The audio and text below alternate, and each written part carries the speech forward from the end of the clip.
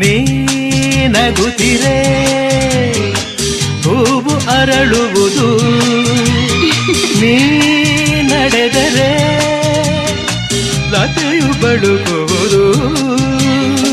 ಪ್ರೇಮ ಗೀತೆ ಹಾಡಿದಾಗ, ಪ್ರೇಮ ಗೀತೆ ಹಾಡಿದಾಗ ಕೋಗಿಲೆ ಕೂಡ ನಾಚುವುದು.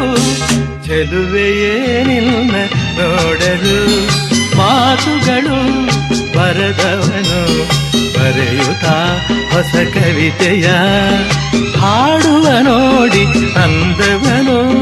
ಚೆಲುವೆಯೇ ನಿನ್ನ ನೋಡಲು